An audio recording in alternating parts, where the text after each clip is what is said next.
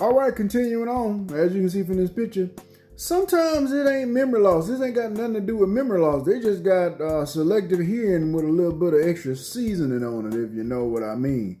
Meaning that they heard you, but their piece was apparently louder, so they didn't entertain what you were talking about on purpose.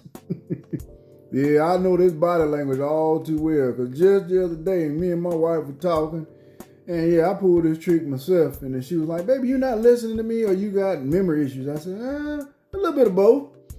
Yeah, sometimes I just forget, but most times, I just refuse to engage in the foolishness. Yeah, needless to say, she was looking at me crazy for the rest of the day. All right, though, real talk. We know a lot of people are losing their memory based on the statistics I shared about Alzheimer's dementia earlier this week. But what if it's actually hearing loss instead of dementia, or dementia with some mild hearing loss? Let's talk about it, y'all.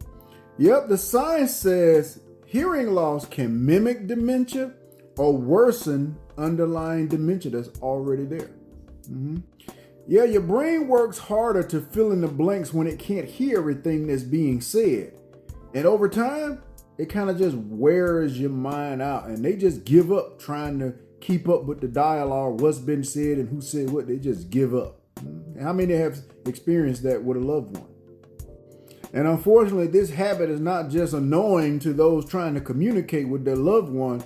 It is literally neurologically expensive. It's not a good thing to do, as you'll see here in these next few slides.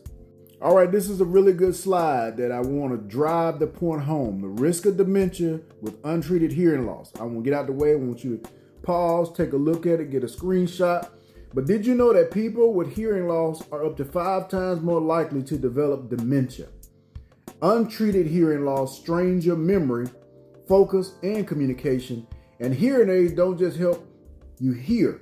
They help keep your brain active and sharp. Okay? So, for all those men out there and women out there that can barely hear and think hearing aids are not cool, look at what you're risking by not getting the appropriate hearing aid so you can stay connected and active with this world. Your brain health starts to decline.